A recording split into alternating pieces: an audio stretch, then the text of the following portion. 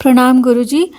मेरा प्रश्न ये था कि जिनको गहरी साधना करनी होती है, उनका जन्म कभी-कभी ऐसे परिवारों में क्यों हो जाता है, जहाँ लोग साथ नहीं देते या उन परिस्थितियाँ बहुत कठिन होती हैं? जबकि कई लोगों को के साथ उल्टा भी होता है कि उनकी परिस्थितियाँ बहुत ही अनुकूल होती हैं।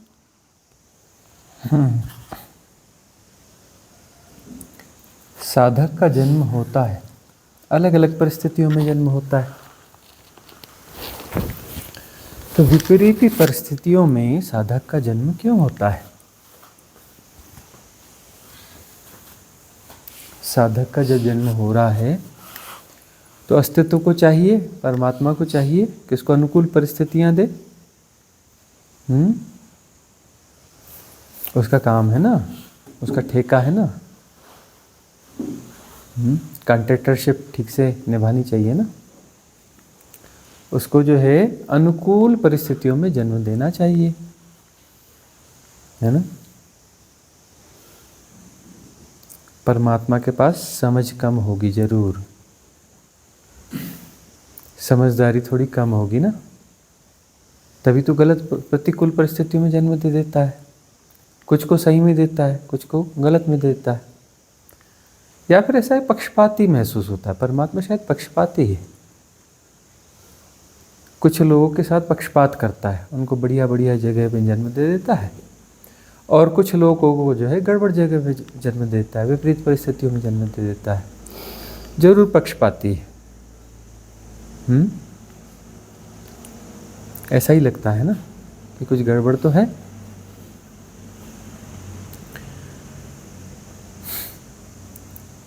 एक किसान जो है बड़ा परेशान था। कभी कोई समस्या आ जाए, कीट पतंगे लग जाएं, कभी बारिश ज़्यादा हो जाए, कभी बारिश कम हो जाए, कभी कुछ हो जाए, मौसम जो है बराबर साथ न दे। बारिश जितनी चाहिए वैसी बारिश होती नहीं थी, कभी ज़्यादा हो जा रही है, कभी कम हो रहा है। ज़रूरत है तब अपना बरस नहीं रहा है, अब ज़रूरत नहीं बची तो फिर तो बरस रहा है। तो जो है वह किसान जो है एक समय में बड़ा उकता गया, बड़ा क्रोध में आ गया, गुस्से में आ गया। उसने आकाश की तरफ हाथ उठाया और जोर जोर से चिल्लाया, हे परमात्मा, हे ईश्वर, तुझे कुछ अकल वकल है कि नहीं? बुद्धि तेरी काम करती है कि नहीं करती? अरे फसल के लिए अनुकूल परिस्थितियां देनी चाहिए, फसल के लिए अनुकूल परिस्थितियां देनी चाहिए, तभी तो फसल होगी। तुझे अकल नहीं है कब पानी गिराना, कब नहीं गिराना, कितना गिराना, कितना नहीं गिराना? वर्षा का नियमन कुछ होता है कि नहीं होता है? हाँ, तुमने वर्षा के देवता बना रखे, इसके देवता बना रखे, उतने तुम्हें समझ में नहीं आता कि कौन सा डिपार्टमेंट किसको देना चाहिए, उसमें अकल है कि नहीं है, कैसा करना है। थोड़ा दुरुस्त करो। अरे नहीं समझ में आता तो मुझे काम दे दो। अरे 1 साल में करके बताता हूँ, 1 साल के लिए दे दो। 1 साल में पूरी वर्षा जो है अपने अनुसार करवाऊंगा, और देखना कैसी फसल होती है। तुम्हें भी सीखने को मिल जाएगा, तुम भी सीख लेना। मैं तुम्हें सिखा दूंगा कि बारिश कैसे करवाई जाती है, कब करवाई जाती है, कितनी ज़रूरत होती, कितनी नहीं ज़रूरत होती। तुम्हें क्या पता खेती कैसे होती है, फसल कैसे होती है? अनुभव है? कभी खेती करी है, हल चलाया है कभी? हाँ, चलाए नहीं तो तुम्हें कहाँ से अकल होगी इतनी? तो वो दिन कुछ अच्छे दिन रहे होंगे ना, जब परमात्मा और मनुष्य जो है आपस में एक दूसरे की सुनते रहे होंगे, कहते सुनते रहे होंगे एक दूसरे से, थोड़ा आसानी से संवाद होता रहा होगा, वैसा काल रहा होगा। तो कथा कहती है कि परमात्मा राजी हो गया। उसने कहा कि ठीक है बेटा, 1 साल तू ही संभाल ले, अब मैं सीख लूँगा। यदि ठीक ठीक फसल हो गई तो मैं इसे सीख लूँगा, तेरी टेक्नोलॉजी अडाप्ट कर लूँगा भाई, कोई बात नहीं। 1 साल मैंने तुझे दे दिया, अब तू जान। इसके बाद जो है इस बीच में मुझे कहीं भी डिस्टर्ब नहीं करना, तू जैसा बोलेगा वैसा का वैसा होता रहेगा। वर्षा वाला डिपार्टमेंट मैंने तुझे दे दिया। कि कब वर्षा होगी, कैसी वर्षा होगी, कहाँ होनी चाहिए, कहाँ नहीं, कितनी होनी चाहिए, कितनी नहीं, तू समझ ले। किसान खुश हो गया, उसने वर्षा अपने हाथ में ले ली और उसने फसल की तैयारी चालू कर दी। फिर से खेत जोते और बहुत अच्छे ढंग से उसने मेहनत करके फसल उगाई। ठीक समय पे उसने बीज बोई, ठीक समय पे वर्षा हुई, ठीक समय पर जो बोलते हैं ना परहा रोपा, ये सब हुआ और फसल जो है बहुत तेज़ी से बढ़ने लगी। जो फसल फुट भर की होती थी, फुट सवा फुट तक से ज़्यादा ऊपर नहीं जाती थी, 1.5 फुट से ऊपर नहीं जाती थी, वो फसल जो है 3 फीट होने लगी, 4 फीट होने लगी, 5 फीट होने लगी। फसल इतनी बड़ी हो गई, इतने अच्छे शानदार मजबूत पौधे निकले कि उन खेतों के अंदर से आदमी घुस जाए तो आदमी ना दिखे, आदमी डूबने लगा उसके भीतर। ऐसी शानदार फसल हुई और समय समय पर वह आकाश में हाथ उठाकर परमात्मा को बोला करता था, देख कैसी फसल हो रही है, आई अक्ल तेरे को, देख कैसी फसल हो रही है, तेरे को अक्ल आई कुछ, सीख ले, अभी भी मौका है, सीख ले। वो बार बार हाथ उठाता और परमात्मा को बोलता रहता और फसल बढ़िया होती गई। बहुत बड़ी फसल हुई, मजबूत तने हुए, मस्त अच्छी मस्त हरी भरी पत्तियाँ हुई। फिर फसल तैयार हुई, सूखी और वह काटने के लिए तैयार हुआ। वहाँ पहुँचा और जो है उसने परमात्मा से कहा, देख ऐसी फसल होती है, इस तरीके से वर्षा होनी चाहिए। अब जो है मैं तुझे दिखाऊंगा कि कितने कैसे अनाज के ढेर लगते हैं, कैसे अनाज के ढेर लगते हैं। और उसने फसल काटी और काट करके थोड़ा हिस्सा काट करके उसके जो है देखा तो ऊपर की तरफ जो है, जो जहाँ दाने होते हैं ना, वहाँ पर जो है झुकना चाहिए, उसका वज़न ज़्यादा होता है। तो जैसे उसने हाथ में वो गट्ठा लिया तो वहाँ झुकाव महसूस होना चाहिए कि वज़न, अनाज का वज़न तो महसूस होगा ना, और ऊपरी हिस्से पे ज़्यादा वज़न रहता है। उसने देखा कि वहाँ कुछ वज़न नहीं है। उसने देखा कि वह जो है छिलके तो बहुत बड़े बड़े हैं लेकिन वज़न क्यों नहीं है। तो उसने जो है उसे दबा के देखा तो अंदर कुछ था नहीं, अंदर दाना नहीं था। छिलका तो था, अंदर दाना नहीं था। उसने पूरे खेत में घूम घूम के देखा, फसल तो बहुत बड़ी थी, है ना, और उसमें वो जो छिलके हैं जिसमें दूध भरता है वह तो बड़ा बड़ा था, लेकिन अंदर से पोचा था, उसमें दाने थे नहीं। वह घबराया, कह रही इतनी मेहनत करी, इतना सिस्टम बिठाला, यह किया, इसमें तो कहीं दाना है ही नहीं, अन्न का दाना ही नहीं पैदा हुआ। तो वह जो जोर जोर से रोने लगा, चीखने लगा और बोलने लगा, परमात्मा ये क्या हो गया, कैसा हो गया। तो परमात्मा ने कहा कि भाई मैं क्या जानूँ कैसा हो गया, मैं तो सीख रहा हूँ तुमसे, तुम मुझे सिखा रहे हो और मैं सीख रहा हूँ। मैं तो बीच में कोई क्वेश्चन कर नहीं सकता, मैं कुछ बता भी नहीं सकता, क्योंकि तुम अभी टीचर और मैं तुम्हारा स्टूडेंट हूँ, है ना। तो मैं तो उसमें अभी कुछ कर ही नहीं सकता, तुम जैसे जैसे सिखा रहे हो मैं देख रहा हूँ, सीख रहा हूँ। तुम ही बताओ कि क्या हुआ। बोले मेरी समझ तो काम नहीं करी, मेरी बुद्धि तो फेल हो गई, तुम ही बताओ ये क्या हुआ। बोले मैं कैसे बताऊं, तुम्हारे हाथ में व्यवस्था थी, तुमने किया। तुम रोज मुझे समझाते थे कि देखो ऐसे फसल की जाती है और जो है देखो ऐसे पौधे विकसित हो रहे, तुम रोज मुझे बताते थे और रोज मैं उसे देख रहा था, सीख रहा था। अब तुम कह रहे हो कि अपना अचानक तुम बोल रहे हो कि ये तो सब गड़बड़ हो गया। जब रोज रोज ठीक था तो आज कैसे गड़बड़ हो गया। तब उसने कहा कि नहीं, अब तो मुझे समझाओ, कृपा करो कि इसमें दाने क्यों नहीं आए। तब परमात्मा ने कहा कि जो है दाने तब आते हैं जब विपरीतताएं होती हैं, जब विपरीत परिस्थितियां होती हैं तब दाने आते हैं, तब दूध भरता है। कोई ज़रूरी नहीं है कि हाइट ही होनी चाहिए, हाइट से कुछ नहीं होता। दाने जो है उसमें दूध भरना चाहिए, उसमें अन्न का दाना बनना चाहिए, ठोस बनना चाहिए। उसके लिए पौधों को संघर्ष देना पड़ेगा। कभी जो है उसको पानी कम भी मिलेगा, कभी ज़्यादा भी मिल जाएगा, कभी हवा तूफान भी होगी, तरह तरह की समस्याओं के बीच में पौधों को संघर्ष करना पड़ेगा। उस संघर्ष में जो है वो ज़्यादा ताकत लगाते हैं और जल्दी से जल्दी दाने पैदा करके उनमें दूध भर देते हैं कि कहीं कोई गड़बड़ हो गई तो दूध समय पे भर दिया जावे। दूध समय पे भर दिया जावे। पोची फसल बड़ी फसल पैदा होगी ना अनुकूल परिस्थिति में, समय ज़्यादा लेगी, समय ज़्यादा लेगी और पोची पैदा होगी। और जो है ये समय जितना है उतना ही लेगी जो वास्तविक फसल है, जो विपरीतताओं में होती है। यहाँ पर जो है सिवनी तरफ से भी कुछ लोग आए हुए थे ना, गए अभी मध्य प्रदेश में सिवनी के एक गांव में हम गए थे उस समय की यात्रा में। तो वहाँ पर जो है पता चला कि एक फलाने इलाका है और गांव है वहाँ, तो वहाँ का गेहूँ जो बड़ा स्वादिष्ट होता है, कुछ विशिष्टता है। और वहाँ का गेहूँ जो है जब मंडी में जाता है तो उसके रेट ही अलग लगते हैं, उसकी बोली ऊपर से चालू होती है और बोली ऊपर बहुत खींची जाती है, महंगे दामों पर जो है वह गेहूँ खरीदा जाता है उस गांव का, उस इलाके का।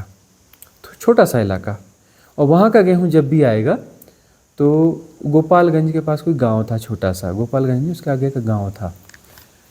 तो फिर हम ऐसे जंगल घूमने गए, तो उधर से जंगल का रास्ता था, तो लौटते लौटते हमने कहा कैसा गांव है, तो चलो वहाँ गेहूँ देखते हैं। कहाँ चले, हमने कहा गांव के सरपंच के घर चलो। गांव के सरपंच के घर गए, तो गांव के सरपंच ने जो है हमारा स्वागत किया, बुलाया, बैठाला, आओ भगत जो बननी थी की। तो उन्होंने पूछा कैसे महाराज, कहाँ से आए, कैसे? हमने कहा ऐसे ऐसे आए थे और घूमने गए थे जंगल में कोई नदी झरना था, उधर घूमने गए थे, लौट के आ रहे हैं, ऐसा ऐसा सुना। तो हमने कहा सरपंच के यहाँ चलते हैं कि क्या है हम समझ लें, और ऐसा कुछ गेहूँ हो तो हम जो है वो हमें चाहिए। तो उन्होंने कहा बिल्कुल ठीक है, गेहूँ हम बोते हैं और हमारे घर में गेहूँ हैं और हम आपको गेहूँ भी देते हैं और पिसा हुआ आटा भी दे देते हैं, आप इसको खाइए, भोजन भी करिए, है ना, बना हुआ है भोजन भी करिए। तो हमने वो खाया गेहूं का आटा, रोटी बहुत अच्छी, उसके बाद में पराठे सेकवाए, बहुत ज़बरदस्त पराठे बने। हमने उनसे पूछा कि माजरा क्या है, कि भाई आजू बाजू के गांव भी हैं, वहाँ भी यही ज़मीनें हैं, मिलती जुलती सी ज़मीनें हैं, है ना, थोड़े और इलाके हैं। भाई सीहोर गेहूँ मध्य प्रदेश का होता है, बड़ा फेमस है, उसको भी बड़ा अच्छा कहा जाता है, सब कहा जाता है, लेकिन यह बात कहीं नहीं समझ में आई। महाराष्ट्र में गेहूँ होता है, पंजाब में होता है, यह स्वाद इसमें आया क्यों? और मैं देख पा रहा हूँ कि आपका गांव तो साधारण गांव है, खेतों में भी कोई बहुत अच्छे खेत ऐसे दिख नहीं रहे, है ना, कोई सिंचाई की व्यवस्थाएं आपकी नहीं दिख रही हैं, कोई संपन्नता बहुत ज़्यादा दिख भी नहीं रही है। ऐसा क्या है कि इस गेहूँ में इतना स्वाद आ गया?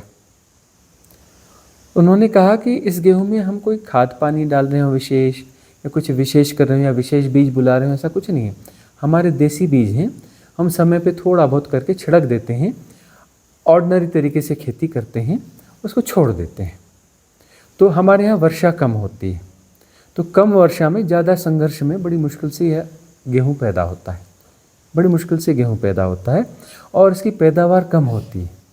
जैसे वो आपने बताया ना, पंजाब में उधर जितनी उधर पैदावार होती है उसकी मुश्किल से 1/3 पैदावार होती है, हमारे यहाँ मुश्किल से 1/3 पैदावार होती है, लेकिन तब भी हम इसे बोते हैं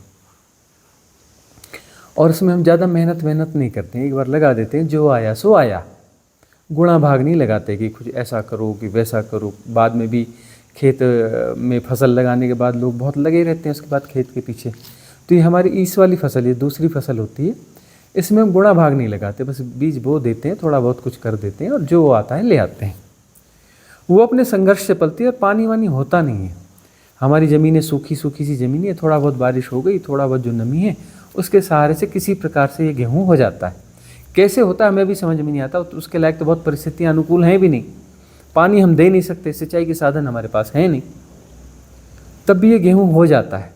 हमें समझ में नहीं आता होता कैसे, पूर्वज हमारे बोते रहे और हम भी बोते रहे, हो जाता है। और वह बात जो है फिर हमें समझ में आई कि वह जो पौधा है बहुत ज़्यादा संघर्ष करता है, उसके लिए योग्य परिस्थितियाँ हैं नहीं, लेकिन तब भी संघर्ष करता है और दाने ले आता है। उस संघर्ष से दाने कम जरूर आते हैं, लेकिन दानों की क्वालिटी बदल जाती है, उसका स्वाद बदल जाता है। तो संघर्ष और विपरीत परिस्थितियाँ जो हैं कुछ अलग ही क्वालिटी को डेवलप कर देती हैं। कितनी फसलें कितनी मेहनत से बोई जाती हैं कई जगहों पर, कितनी एडवांस टेक्नोलॉजी होती है, एडवांस जो कृषि होती है उसमें फसलें होती हैं ना, लेकिन उनका स्वाद देखो नहीं होता। वो जंगल में पहाड़ों में अपना कुछ किसान बोते हैं, उनके पास साधन वाधन कुछ नहीं होते, ऐसे ही कुछ बो देते हैं, कुछ जंगल की सब्जियां ऐसी उग जाती हैं विपरीत परिस्थितियों में, है ना, न कोई उनकी देख रेख करने वाला, ना कोई कुछ। जंगली मशरूम पैदा होते हैं, बहुत सारी जंगली सब्जियां पैदा होती हैं, इसको काटवल वगैरह कहते हैं ना। एक देसी काटवल होता है, खेकसी कहलाता है, उधर छत्तीसगढ़ और MP में होता है। ऐसे बहुत सारे जंगली कंदमूल फल फूल होते हैं। उनके स्वाद देखो तो कुछ अल्टीमेट हो रहते हैं, और उनके गुण जो हैं ऐसे गुण होते हैं कि वो वाले आप फल सब्जियों का प्रयोग करो तो औषधि है अपने आप में। वह औषधि है, स्वाद भी है, सेहत भी है, सब उसमें समाया हुआ है, और बड़ी विपरीत परिस्थितियों में पैदा होते हैं। तो प्रकृति में जो विपरीत परिस्थिति में पैदा होता है ना, उसकी क्वालिटी अलग होती है। जंगली फल फूलों की क्वालिटी अलग होती है। जो विपरीत परिस्थितियों में पैदा होता है ना, विपरीत परिस्थितियों में असली माल पैदा होता है, हाँ। और बड़े तामझाम से जिनको पाला जाता है ना, तो वह नकली माल पैदा होता है। अब जो है ये जो बड़े बड़े रईसों के बेटे होते हैं, जो चांदी का चम्मच लेके पैदा होते हैं, उनका नाम इतिहास में बहुत रेयर घटना होती होगी, तभी आता होगा, नहीं तो इतिहास में तो लोगों का नाम होता नहीं। ये जो बड़े बड़े अफसर बनते हैं, ये बड़े बड़े रईसों के बेटे जो है एग्ज़ाम से निकाल नहीं पाते।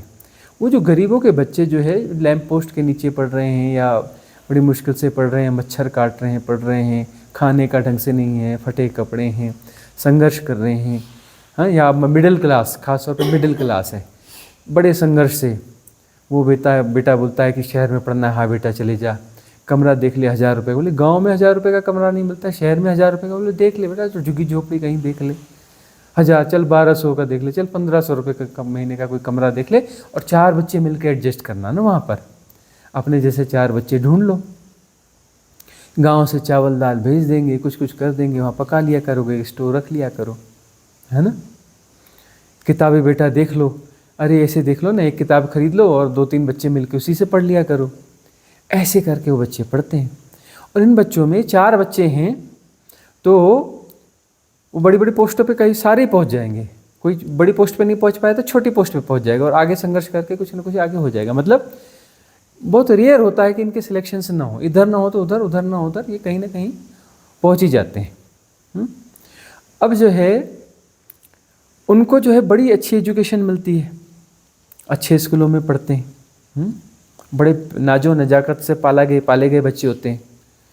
वह जो है अच्छी जगह पे पहुँच ही नहीं पाते, 1600 के 1000 करते हैं। उनके बाप उन्हें बड़े बड़े व्यापार दे के जाते हैं, वो जो है 1600 के 1000, एक कहावत है ना कि मतलब जो है घाटा कर देते हैं।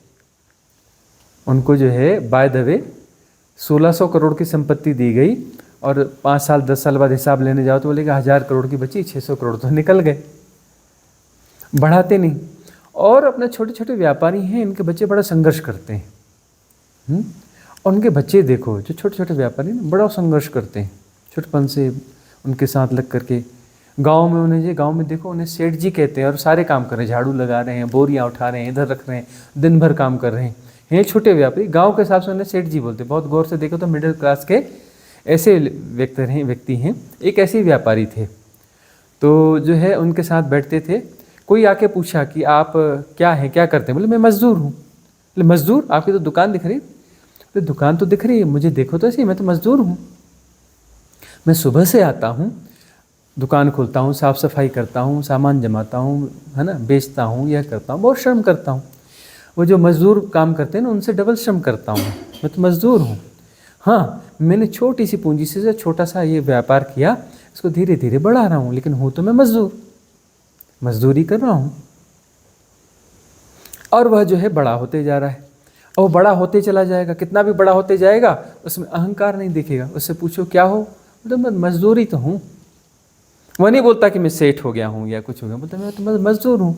देखते नहीं, मैं मजदूरी करता हूँ सुबह से शाम तक। और वो अपने बच्चों को भी संघर्ष देते हैं, तो फिर उनको वो संघर्ष किए बच्चे उसका और आगे बढ़ाते हैं। फिर जो है तीसरी चौथी पीढ़ी ऐसी आती है, जनरली कहा जाता है ना कि तीसरी पीढ़ी ऐसी आती है, 2 पीढ़ियाँ बढ़ाती हैं, तीसरी पीढ़ी डुबाती है। 2 पीढ़ियाँ बढ़ाती हैं, क्योंकि एक संघर्ष कर रहा है तो बच्चा पैदा हुआ तो संघर्ष में उसके साथ ही रहा हुआ, तो संघर्ष में ही पड़ा, तो वह भी संघर्ष करके उसे बढ़ाता है। तीसरी पीढ़ी उसे डुबा देती है। क्यों? क्योंकि तीसरी पीढ़ी के पास संघर्ष था ही नहीं। संघर्ष नहीं था तो डुबा देती। विपरीत परिस्थिति देखी नहीं। विपरीत परिस्थिति देखी नहीं तो क्वालिटी पैदा नहीं होती, क्वालिटी पैदा नहीं होती, है ना। तो यही बात है कि साधक को जो है ना, परमात्मा जिनसे प्रेम करता है, कहावत है ना, उनको बड़े दुख दर्द देता है। परमात्मा जिनसे प्रेम करता है उनको बड़े दुख दर्द देता है। एक साधिका के फ़ोन आ रहे थे ना, बीच में एक बार आई गई, फिर दूसरी बार आई गई, रुकना चाहती हैं, रुक नहीं पा रही हैं, फैमिली सपोर्ट नहीं है, परिवार की स्थितियाँ ऐसी हैं, बचपन से ऐसी रही हैं, वहाँ पर बड़ी तकलीफ़ में पली बड़ी, बहुत तकलीफ़ में पली बड़ी, और उसके बाद में जो है शादी होके आई, यहाँ भी बड़ी तकलीफ़ में पली बड़ी। बचपन में माँ बाप उसको मारते पीटते रहे, जबकि गलती उसकी कुछ होती नहीं थी। इधर पति मारते पीटते रहे, इधर कोई सता रहा है, कोई कुछ कर रहा है। अपने बच्चों को भी बड़ी लल्लो चप्पो करती हैं वो। क्यों? क्योंकि बच्चे भी फिर जो है एक्शन ले लेते हैं माँ के खिलाफ। तो सबकी लल्लो चप्पो करती रहती हैं, सब करती रहती हैं, ऐसे बड़े मुस्कुराती रहती हैं। और जब कैथारसिस में जाती हैं तो जो फूट फूट के रोती हैं वो तो गजब का रोती हैं, गजब का रोती हैं। इतने दुख दर्द क्यों है?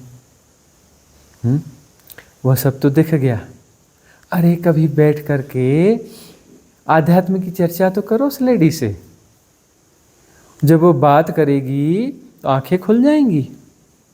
अरे सिंपल सी दिखने वाली आती है, किचन में लगी रहती है, काम करती रहती है, ये काटना, ये धोना, ये बनाना, खाना बनाना, ये करना, इतना काम करती रहती है, मुस्कुराती रहती है, सब करती रहती है।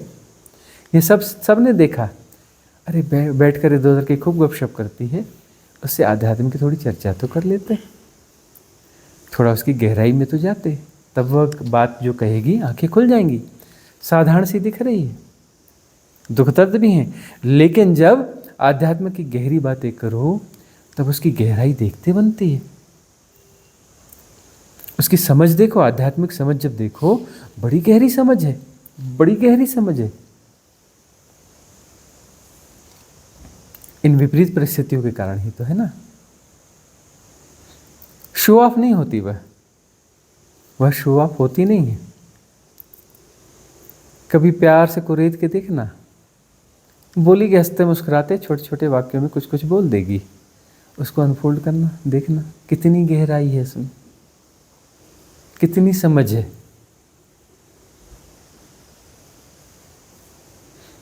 अब जो है विपरीत परिस्थितियां उसके पास हैं, रह रही है वहाँ पर, परिवार में रह रही है, सभी में रह रही है, लेकिन उसका मोह कहीं है ही नहीं।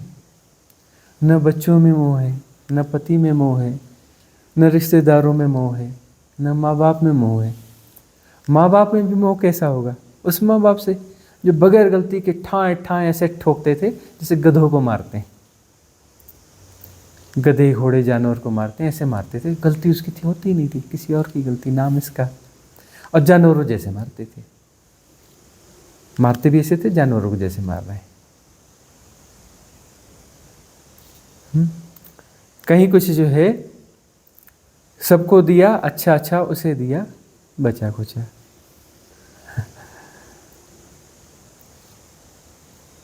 तो जो है ये सब देखते देखते देखते देखते जो है मोह कहीं बना ही नहीं, मोह जो बना ही नहीं ना। अब जो है कहीं छलांग लेनी है, छलांग लेने की घड़ी आएगी, वह क्या पीछे रहेगी? बहुत सारे अच्छे साधक हैं, अच्छी परिस्थितियों में सब है, छलांग लेते घबरा के वापस आ जाते हैं, क्योंकि बैकग्राउंड में मोह माया है। अरे मेरा ये, मेरा फलाना ये, अभी धोखे मिले नहीं, अभी अपनों ने धोखे दिए नहीं, विपरीत परिस्थितियां हुई नहीं कुछ, तो जो है मोह बना हुआ है। उनका तो मोह ही नहीं। छलांग मतलब छलांग पूरा होने से पहले वो छलांग लग जाएगी उसकी, पीछे तो मुड़ के देखेगी नहीं कि उनका क्या होगा, उनका कैसा होगा, अरे मेरे बच्चों का क्या होगा, मेरे पति का क्या होगा, मेरे फलाने का क्या होगा। उसको तो ख्याल भी नहीं आएगा, कौन पति, कैसा पति, कौन बच्चे, कौन फलाना, ख्याल ही नहीं आएगा उसको। तो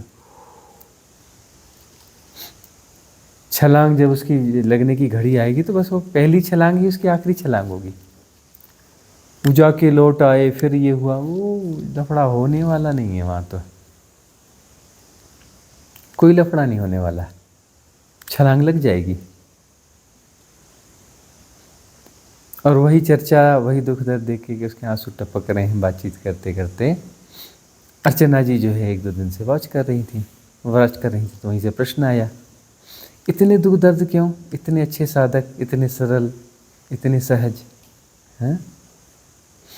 अरे यही तो लेसन्स हैं। यदि जो है अनुकूल परिस्थितियां होती तो शायद अहंकार हो जाता, शायद माया मोह हो जाता, हैं? तो परमात्मा तो नहीं, वह जिस हायर डायमेंशन से आई हैं अपने मित्रों से कहे आई होंगी, हैं?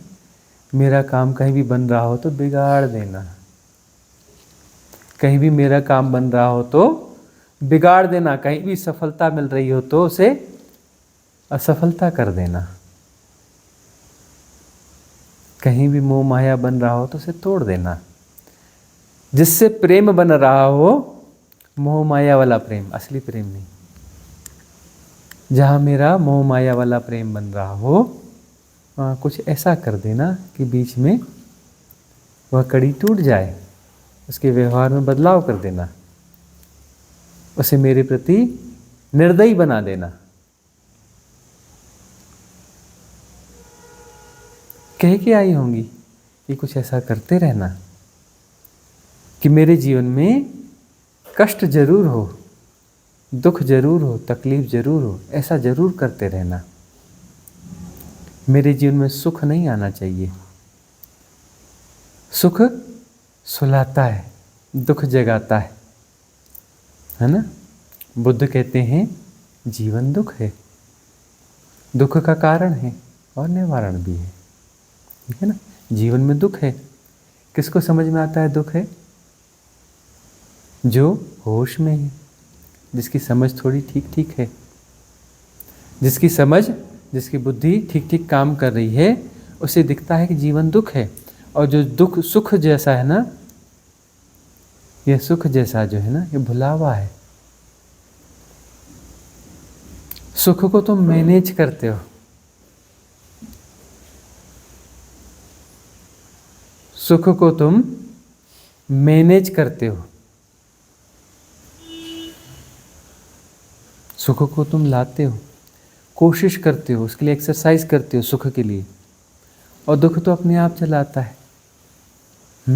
उसको, उसके लिए तुम्हें लगता है कि तुम कोशिश नहीं करते हो। हालांकि बहुत गौर से देखोगे, इसके विज्ञान को देखोगे तो तुम जो सुख की कोशिश कर रहे हो ना, तो सुख जैसी जो स्थिति आती है ना, वो भ्रम जैसी टूटता है तो दुख फिर सामने खड़ा हो जाता है।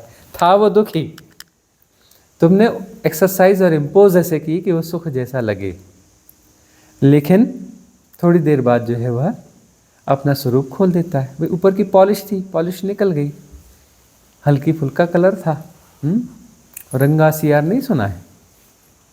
रंग गया तो उसका बड़ा वहम हो गया, बारिश में धुल गया, धुल गया तो सियार बाहर आ गया, है ना?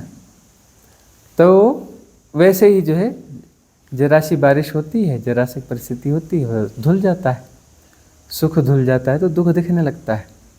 तो जो मेधावान हैं उन्हें सब दुख जो है बराबर दिखने लगता है, वो उलझते नहीं माया मोह में। दिखता है कि ये जो संबंध है ना, हम पॉजिटिव पॉजिटिव पॉजिटिव चल रहे हैं इसलिए बने हुए हैं, है ना? उनको जो सहयोग दे रहे हो या जो कुछ कर रहे हो, देना बंद कर दो, हैं? संबंध क्षीण होने लगेंगे, होने लगेंगे ना। ये व्यवहारिक सत्य है, हम ये नहीं कहते कि गलत है। ऐसा ये गलत है हम ऐसा बोलते नहीं, सही गलत का सवाल नहीं है, ऐसा है, ऐसा इसलिए कि ऐसा होना चाहिए, ऐसा होता है। तो जो जैसा है इसको ऐसा जाना जाए। यहाँ सारे संबंध लेन देन के संबंध हैं। व्यवहारिक सत्य मतलब लेन देन का संबंध, सारे संबंध लेन देन के संबंध है, और ऐसा ही संसार चलता है, ऐसा ही चलेगा, इससे बाहर कभी हो नहीं सकता। सारे संबंध जो है ना लेन देन के संबंध है। लेन देन में नफा नफा सा दिखेगा अगले वाले को तो तुमसे संबंध मीठे बना के रखेगा, सामने वाले को हानि हानि दिखेगी तो संबंध में फेर बदल हो जाएगा, है ना? और इसमें सही गलत है ऐसा कोई सवाल नहीं है, ऐसा ही है, ऐसा ही चलेगा ना। व्यवहारिक सत्य तो व्यवहारिक सत्य की तरह चलेगा ना। तो भीतर भीतर जान लो, है ना, कि ये संबंध जो है लेन देन के संबंध हैं। सारे संबंध लेन देन के संबंध है। बाप कहता है बेटा अच्छे से पढ़ जा, अच्छे से पढ़ जा, अच्छा बड़ा आदमी बन जा, ताकि तू अच्छा बड़ा आदमी बनेगा तो मैं भी गर्व से कर सकूंगा कि मेरा बेटा ऐसा। तू अच्छा बड़ा आदमी बन जा तो किसी विपरीत परिस्थिति में मुझे संभाल भी सकेगा। बुढ़ापे में संभालेगा ना। क्यों पालते हैं बच्चों को? इसलिए कि ये संभालेंगे आगे जा कर के, है ना। अभी थोड़ा थोड़ा जागरूकता आ रही है, बोले नहीं बाबा बच्चों को से पाल पोस के बड़ा कर दो, अपनी सेविंग अपने पास रखो, ये किसी के होते नहीं है। अब जो परिस्थिति के हिसाब से थोड़ी थोड़ी चेंज आ रहे हैं, है ना, कि अपने बुढ़ापे का खुद ख्याल रखो। बोले भरोसेमंद बच्चा क्या है? बैंक बैलेंस, प्रॉपर्टी, ये भरोसेमंद बच्चा है ना। वो नहीं सुना एक बहुत बड़ी कंपनी कपड़ों वाली, उसके बच्चे ने गड़बड़ कर दिया। बाप ने, बहुत सज्जन, बहुत प्यारा बाप, बहुत शानदार पर्सनालिटी, है ना, बहुत शानदार पर्सनालिटी, मस्त पर्सनालिटी, बढ़िया क्वालिटी बंदा, जीवंत बंदा, मस्त बंदा। उसने अपने बेटे के नाम पे, इकलौते बेटे के नाम पे सारी फैक्ट्री कर दी। पूरी दुनिया में नाम है उस फैक्ट्री का। पूरी दुनिया में नाम है। शूटिंग्स वगैरह की जबरदस्त फैक्ट्री, नाम नहीं ले सकते ना हम। तो उस बेटे के नाम कर दिया। उस बेटे ने घर से निकाल दिया उसे, उसके बाद में घर से ही निकाल दिया। बंदा रो हाउस में रह रहा है। बंदा रो हाउस में रह रहा है। कैसा बेटा होगा? सारे शेयर जो है ट्रांसफर कर दिए, पूरे के पूरे शेयर ट्रांसफर कर दिए अपने बेटे के नाम पे। और जो है बंदा रो हाउस में रह रहा है। यदि शेयर उसके नाम पे रहते तो यही बेटा जो है लल्लो चप्पो करता रहता, खूब सेवा करता, ये करता वो करता, कि वसीयत में किसी और का नाम न लिख जाए, हैं, वसीयत में किसी और का नाम न लिख जाए। ये हिसाब किताब है। तो ये जो है ना अर्थ युग है ना, बोलते टेक्नोलॉजी इन्फॉर्मेशन का युग। अरे गौर से देखो, अर्थ युग है। टेक्नोलॉजी इन्फॉर्मेशन टूल है अर्थ युग को, है ना, और प्रगाढ़ करने का। अर्थ युग है ना। अब जो है संबंधों से ज़्यादा धन महत्वपूर्ण हो गया। धन ज़्यादा भरोसेमंद हो गया है कि धन होने चाहिए। इस कारण इतना पागलपन, इतनी एंग्जाइटी, इतनी गड़बड़ी पैदा हो रही है। हालांकि भारत में अभी भी संबंध जो हैं बड़े बिगड़ भी गए हों, थोड़ा बहुत सहारा तो देते हैं। भले सहारा देते समय कुछ जो है ताने भी मारेंगे। भारतीयों को ताने मारने की भी बहुत आदत है ना, देंगे भी ताने भी मारेंगे। यूरोप और वहाँ पर जो है यदि कुछ सहयोग करेंगे तो ताने नहीं मारेंगे, ताने नहीं मारते, सहयोग करेंगे और सहयोग बड़े फ्रेंडली करेंगे और साथ में बोलेंगे अरे चिंता मत करो, होता है, समय पार हो जाएगा, डोंट वरी, है ना। और यहाँ सहयोग करके ताने मारते हैं, देंगे एक सुनाएंगे 10, है ना। ये भारतीय कल्चर है। तो जो है विपरीत परिस्थितियां साधक मांगते हैं।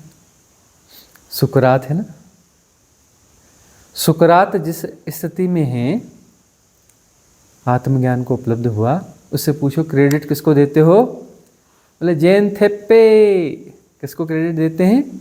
जैन थेप्पे, उसकी वाइफ, अपनी वाइफ को क्रेडिट देते थे। और उनकी वाइफ सुबह की भोर की शुरुआत जो है ना, लोग राम का नाम लेके करते हैं ना, वो गंदी गाली से करती थी और गंदी गाली अपने हस्बैंड को देती थी। और एक नहीं, वो एक गाली तो कभी देती नहीं थी, एक सांस में 10-20 गालियां तो देती थी। और मारती भी खूब थी, मारती कुछ दिन में 2-4 बार तो ठोका ही देती थी बिल्कुल। और सुकरात तब भी बना रहा। बोले इससे बड़ी कसौटी क्या होगी, हैं? एक बार कोई मेहमान आया और धर्म चर्चा चल रही थी, धर्म चर्चा में बिल्कुल मस्त थे। तो जैन थेप्पे आई और जो है चाय की केतली में चाय लेके आई, है ना।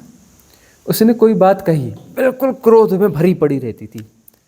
हस्बैंड को देखा और क्रोध जाग गया। क्रोध से बिल्कुल भरी रहती थी। और जो है उसने देखा, उसने कोई बात कही, धीरे से कही होगी, और वो अपने उसमें मगन थे, सुनी नहीं। किसने नहीं सुनी? सुकरात ने सुनी नहीं। मेहमान के साथ चर्चा में लगा हुआ था, धर्म चर्चा चल रही थी।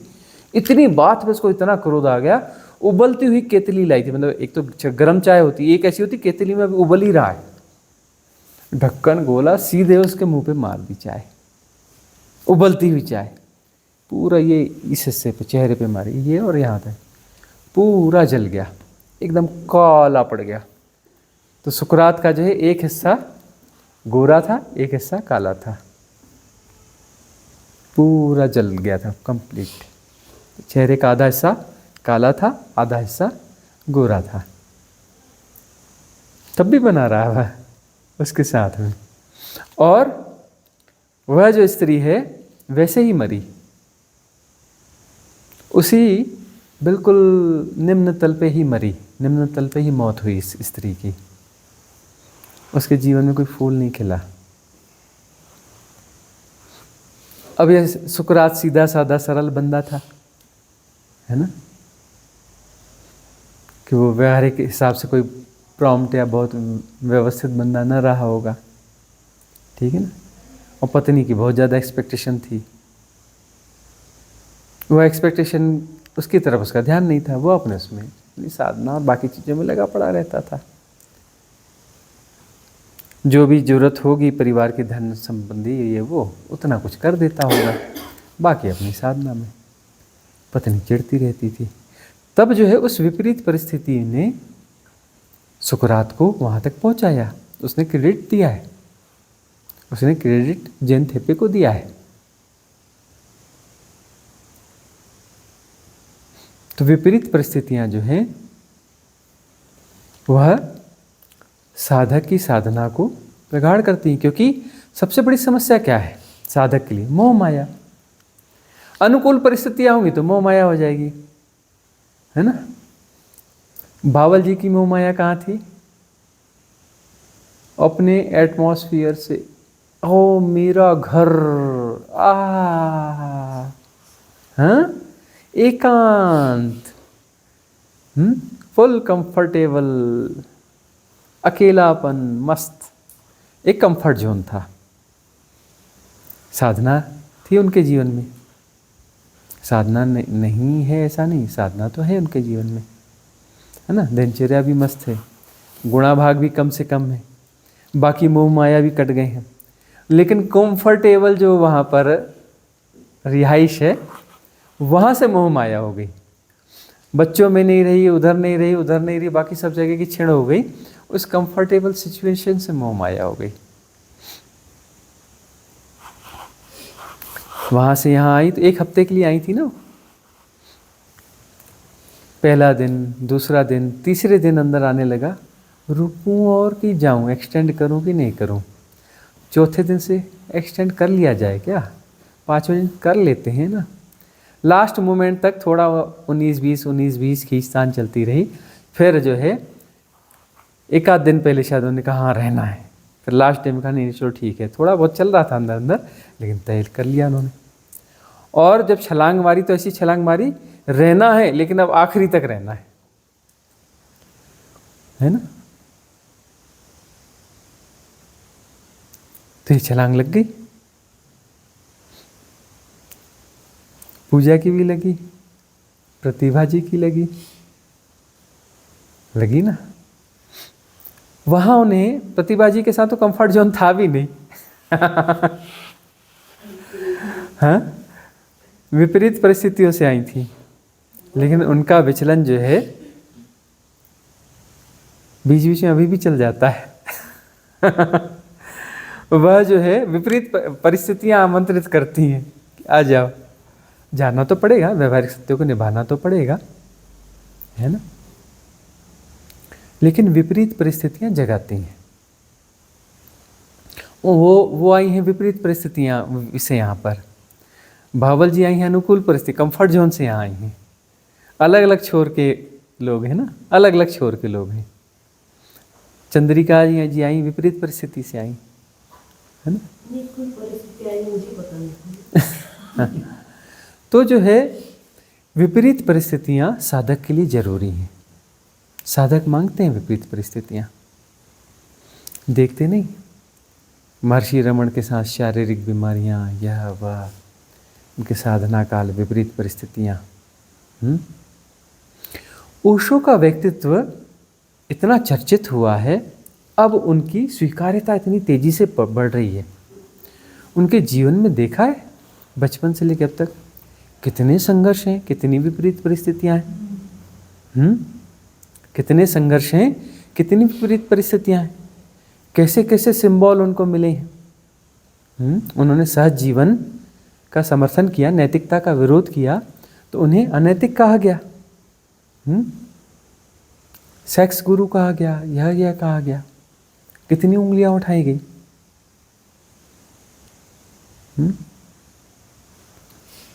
उनके सहज संबंधों पर भी कितनी उंगलियां उठाई गई कि बचपन में कोई उनका रिलेशन था, बाद में जो है विवेक के साथ जो फॉरेनर थी उसके साथ उनके जो रिलेशन रहे, सहज रिलेशन थे, असहज कुछ नहीं था, उस पर कितनी उंगलियां उठाई गई।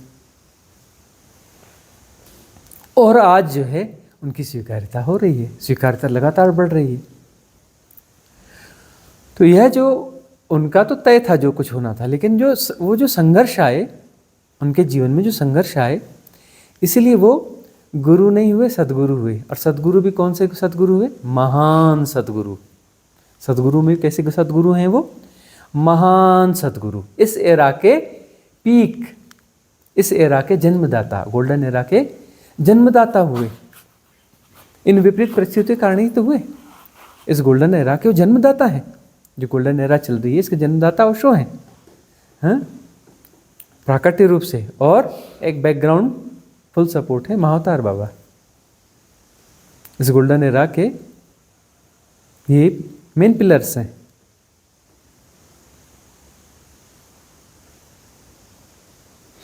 तो जो है विपरीत परिस्थितियों में चीजें उभर के दिखती हैं। चांद देखने गए थे ना रात में, नाइट ट्रेल। रात में हम लोग आधी रात में निकलते हैं ना, नाइट ट्रेल में गए थे ना। चांद, खुले आकाश में चांद कैसा था? सुंदर था। और जब देवदार के पेड़ों के बीच से चांद था तो कैसा था? अति सुंदर था। वैसे चांद कैसा था? सुंदर था। और जब हम देवदार के पेड़ों के बीच से चांद को देख रहे थे तो अति सुंदर था। जितने भी लोग चले थे धीरे धीरे उन्हें वह चीज़ की अनुभूति हुई। और जब देवदार के पेड़ के बीच से चांद देख रहे थे तो वहाँ आधा घंटा एक एक जगह पे स्थिर खड़े हो गए थे, हिल नहीं रहे थे। फिर अगली पोजीशन में जाके फिर खड़े हो जाते थे, हिलते नहीं थे,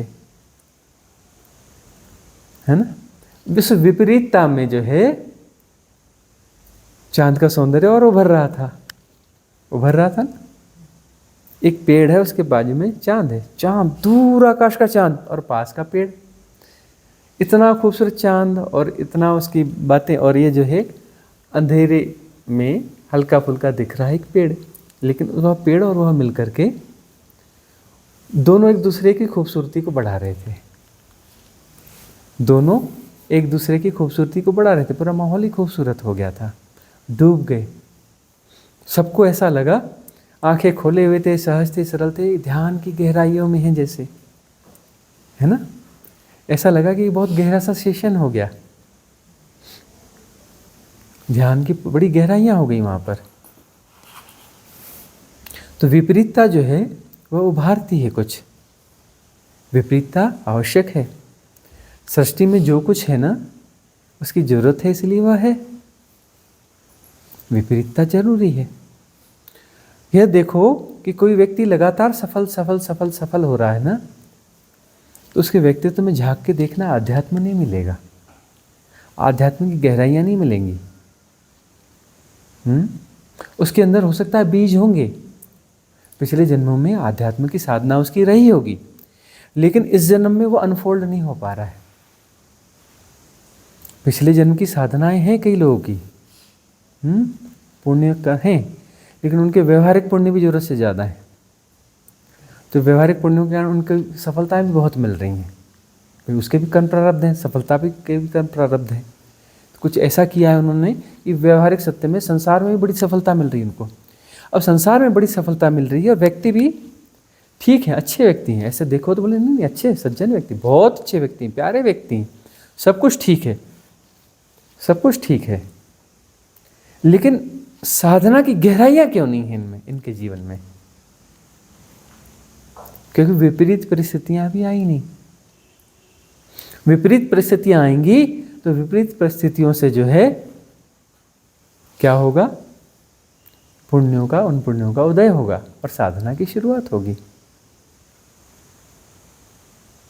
विपरीत परिस्थितियों से होगा, तो विपरीत परिस्थितियां जब आ जाएंगी, अचानक उनके जीवन में छलांग लगेगी, अचानक छलांग लगेगी और साधना में इतने गहरे चले जाएंगे कि क्या कहना। लेकिन कोई व्यक्ति सिर्फ सफल हो रहा है और उनके जीवन में कोई विजडम नहीं है आध्यात्म की, ऐसे भी लोग होंगे, क्योंकि भाई अनंत संसार है, अनंत वैरायटियाँ हैं, है ना। क्योंकि उनके जो है पुण्य कौन से वाले हैं, व्यवहारिक जगत वाले ही हैं, आध्यात्म वाले हैं नहीं है, तो बस उसको बस यही लाभ मिलेगा। वो सफलता, सांसारिक सफलताएं उन्हें मिलती चली जाएंगी, उससे आगे की कोई बात बनने वाली नहीं है। ठीक है, हाँ, अगला प्रश्न सचित का प्रश्न है। हाँ, प्रणाम स्वामी जी। ये स्पिरिचुअल गाइड कौन होते हैं और ये साधना में हमें कैसे सहयोग करते हैं, और ये सब क्या सबको अलग अलग सहयोग करते हैं या पूरे संघ को करते हैं? ये स्पिरिचुअल गाइड कौन होते हैं और ये साधकों को कैसे सहयोग करते हैं? इंडिविजुअली करते हैं या कहीं संघ में सहयोग करते हैं, क्या करते हैं? स्पिरिचुअल गाइड, इसको इस तरीके से कहें, हम इसके लिए कहते हैं ना esoteric support system. Esoteric support system, ये जो है उच्च लोक के देवता होते हैं, उच्च लोक के देवता होते हैं। उच्च लोक के देवता क्यों बने? क्योंकि वो अच्छे व्यक्ति थे, सहज थे, सरल थे और उनमें सहयोग की भावना थी, दूसरों को सहयोग करना, है ना, उस कारण।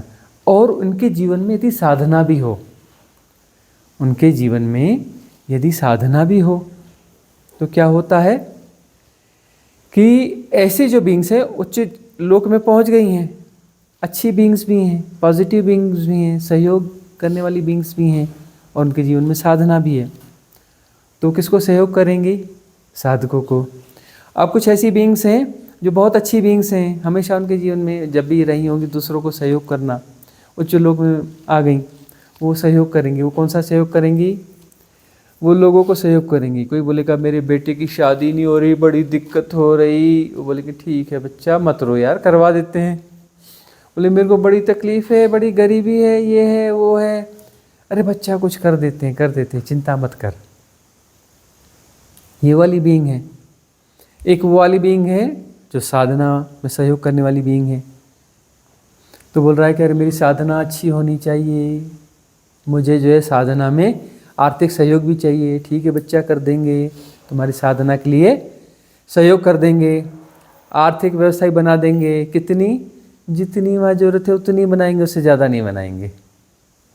ज़्यादा बनाएंगे तो गुणा का भाग में पड़ जाएगा, इतना धन आया, हाँ साधना भी करेंगे, पहले कुछ बिजनेस कर लेते हैं पहले ये कर लेते हैं। तो बोलेंगे सहयोग आर्थिक मिलेगा, कितना मिलेगा? जितना जरूरी है, ज़्यादा नहीं मिलेगा, है ना। खींचतान सही करना है। साधना के लिए परिस्थितियाँ भी देंगे, प्रेरणा भी देंगे, पहुँचा भी देंगे, बाकी सहयोग मिलेगा लेकिन उतना ही जो खींचतान में चलेगा, ज़्यादा सहयोग नहीं देंगे। व्यवहारिक वाला लिमिटेड, क्योंकि यदि कंफर्टेबिलिटी तुम्हारी उधर बढ़ गई तो तुम साधना तुम्हारी टॉप प्रायोरिटी से सेकंड में आ जाएगी।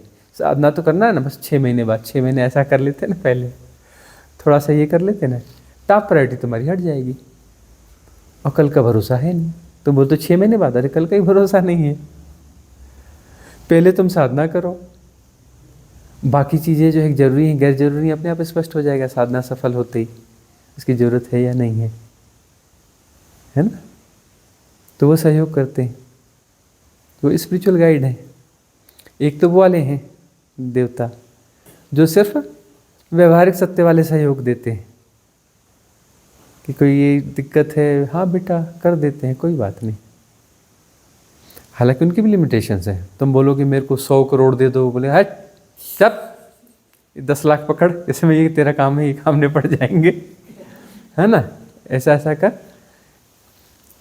वो जो है लिमिट से ज़्यादा वो भी नहीं देंगे। बोले तेरा प्रारब्ध ही नहीं होता ना, तेरा कर्म प्रारब्ध नहीं है, इतना कैसे दे देंगे तेरे को, है ना। इस प्रकार से व्यवस्थाएं चलती है। मतलब बहुत कुछ है सृष्टि में, बहुत सारी मिस्ट्रीज हैं। अब ये बोलने के बाद जो है ना विषयांतर भी हो जाते हैं, लोगों के क्वेश्चन उस तरफ बढ़ जाएंगे, वो उल्टे सीधे क्वेश्चन करना चालू कर देंगे। इसलिए जो है वो उल्टे सीधे क्वेश्चन पैदा ना हो, इसलिए हम ये वाले सब्जेक्ट छेड़ते नहीं हैं, है ना। और इतने देवताओं के मंदिर होते हैं, कितने मंदिर होते हैं छोटे छोटे देवताओं के, ग्राम देवताओं के, ये देवताओं के, वो देवताओं के। अभी देवता हैं, देवता तो हैं, वहाँ से अलाइन है, कोई जगह बनाई गई है, मतलब कहीं ना कहीं किसी ने अलाइन किया है। अलाइन किया मतलब प्राण प्रतिष्ठा करी है, और वो अपनों कहीं ना कहीं रहना, अपनी हायर बींग्स में भी हैं और यहाँ पर भी जोड़ बिठा देते हैं वो, है ना। यहाँ का भी थोड़ा मोर्चा संभाल लेते हैं, ठीक है भाई कोई बात नहीं। क्यों? उनका तो खाना हजम होगा नहीं जब तक किसी का काम बनाएंगे नहीं। कुछ होते हैं विघ्न संतोषी, किसी का काम बिगाड़ेंगे नहीं तो उनको चैन नहीं पड़ता। कुछ ऐसे होते हैं किसी का काम बनाएंगे नहीं तो उनको चैन नहीं बनेगा। वो 2-4 का जब तक भला ना करें उनका गुजारा चलता ही नहीं, वो ढूंढते रहते हैं किसका भला करें, किसका भला करें। बहुत सारे ऐसे व्यक्ति रहते हैं ना। अभी ठंड आएगी ना, वो जो अपनी कार में अपना भर लेंगे कंबल शॉलें, ये वो, कार में जाते जाते देखते रहेंगे, अरे इधर है ब्रेक मारो। वो धीरे से जाएंगे, वहाँ कोई भिखारी है, कोई गरीब है, कंबल वंबल इधर दे देंगे, फिर आगे बढ़ जाएंगे, फिर आगे बढ़ जाएंगे। कुछ खाने का, कुछ लोग ऐसे रहते हैं, उनका चैन नहीं आएगा। वो सीधे सीधे घर पहुँच गए तो छटपटाते रहेंगे, अरे गड़बड़ हो गई, गड़बड़ हो गई। वो कुछ जब तक ना बांटें, जब तक कुछ बांटे ना, उनका गुजारा ही नहीं चलता। अलग अलग किस्म के होते हैं ना। तो इस प्रकार जो है देवता होते हैं जो कि कुछ इस प्रकार का सहयोग करते हैं, कुछ जो है साधना वाला सहयोग करते हो। साधना वाला सहयोग वाला जो है ना, व्यवहारिक सत्य में जो जितनी समस्या को थोड़ा हल्का कर देंगे, ख़त्म नहीं करते वो, थोड़ी समस्या रहना चाहिए। क्योंकि समस्या यदि रहेगी नहीं तो ये बंदा तो फिर छोड़ ही देगा साधना। मूल साधना है, मूल साधना है। तो इजोटेरिक सपोर्ट सिस्टम है, वो काम करते रहते हैं, साधकों को सहयोग करते रहते हैं, है ना। और जो है क्या संघ को सहयोग करते हैं? कर तो रहे हैं, नहीं महसूस कर रहे हो? सहयोग कर तो रहे हैं, यहाँ उनकी मौजूदगी तो है, बल्क में, थोक में मौजूदगी है यहाँ पर।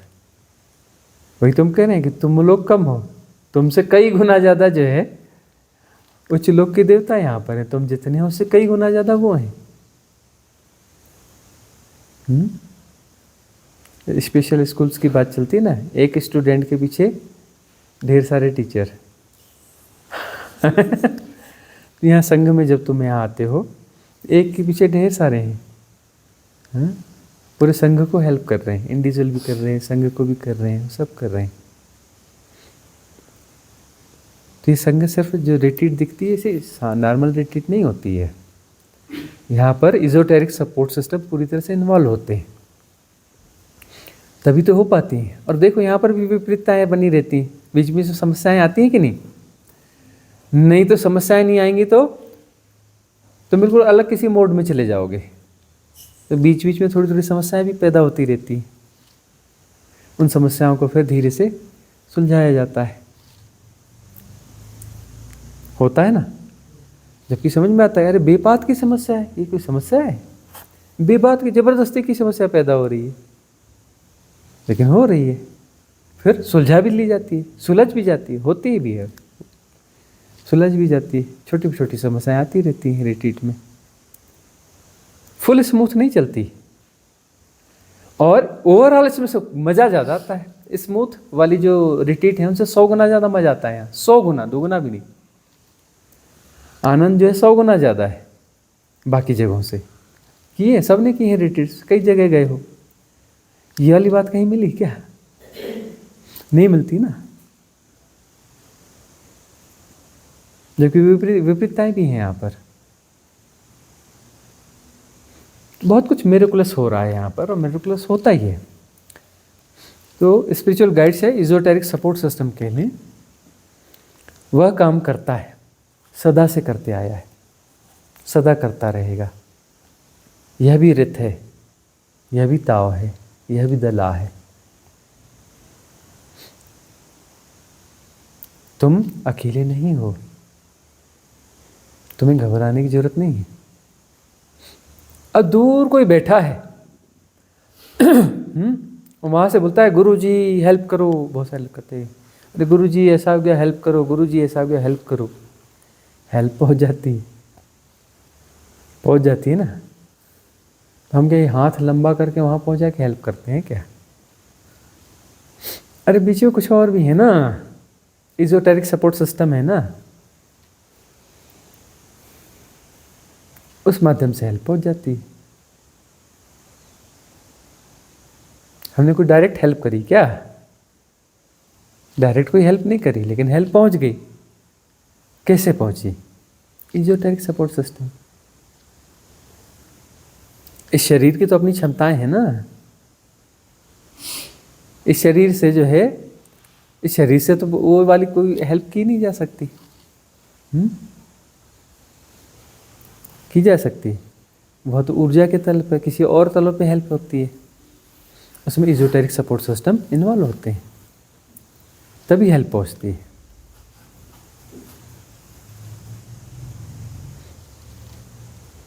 तो अगला प्रश्न आपका है। जी गुरुजी, मैं ये जानना चाहती थी कि जो एक योनि से दूसरे योनि में जाते हैं तो उसका कोई क्रम होता है? कैसे ये खेल चलता है? एक योनि से दूसरी योनि में जाते हैं तो क्रम तो होता है।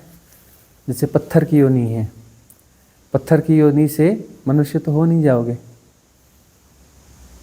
पत्थर की योनि से मनुष्य तो हो नहीं जाओगे। वहाँ से टूटते टूटते टूटते टूटते, है ना, होते होते होते होते कंकड़ी बनोगे, रेत बनोगे, बालू बनोगे, है, पंच तत्व से योग होगा, कुछ होगा, है ना। वहाँ पर एक कोशिकीय जीव बनोगे, अमीबा, शैवाल, कवक। वहाँ से धीरे धीरे यात्रा चालू होगी। वनस्पति बनोगे, जलचर बनोगे, उभयचर बनोगे, नभचर बनोगे, चौपाई बनोगे। चौपाई में फिर धीरे धीरे 2 पाए तक आओगे। ये फूड चेन में देखते हो ना, फूड चेन में जो है ना, ये कुछ ऊंचे क्रम में दिख रहा है, ऊंचे क्रम में दिख रहा है, ऊंचे क्रम में दिख रहा है। फूड चेन है ना, क्यों डार्विन ने बताई हुई ना फूड चेन। वह क्रम जो है ना, थोड़ा वैसा क्रम, थोड़ा मिलता जुलता सा क्रम है काफ़ी दूर तक। हालांकि फिर चेतना के तल पर बात आती है कि जो है मनुष्य के पूर्व जन्मों में आमतौर पे क्या होता है, गाय, हाथी, बंदर, है ना। बंदर का नंबर थोड़ा पीछे आता है, ऐसा लगता है भाई हमारे पूर्वज हैं, ये है वो है, नंबर इनका पीछे आता है। गाय और हाथी का पहले आता है।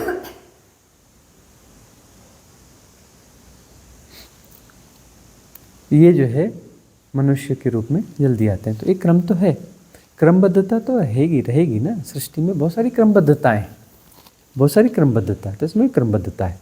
हालांकि यह भी कोई जरूरी नहीं कि उसी क्रम को ही फॉलो किया जाएगा, वहाँ भी छलांग लग जाती है ना, वहाँ भी छलांग लग जाती है। जातक कथाएं पढ़ो ना भगवान बुद्ध की, कहीं ठीक ठीक हो तो उन जातक कथाओं में जो है बताते हैं कि एक जन्म में मैं ऐसा था, ऐसा हुआ, यह हुआ, वह हुआ, एक जन्म में मैं ऐसा था। तो वहाँ पर भी जो है कुछ परोपकार किए, पशु होते हुए परोपकार हो जाते हैं, वहाँ रहते हुए भी कुछ कुछ परोपकार हुए तो उनकी चेतना ने छलांग ली, परोपकार हो गया, उनकी चेतना ने छलांग ली।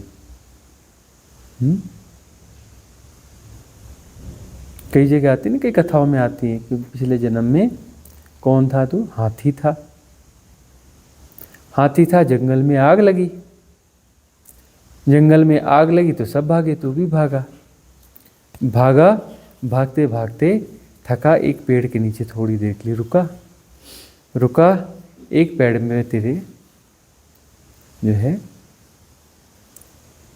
कुछ कांटा गड़ गया, कांटा गड़ गया तो तूने ऊपर उठा लिया, उठा लिया तो उस जगह को सेफ मान करके एक छोटा सा खरगोश का बच्चा आकर के वहाँ शेल्टर पा लिया। अब जो है आग पास आ रही थी, तुझे भागना था, भागे कैसे?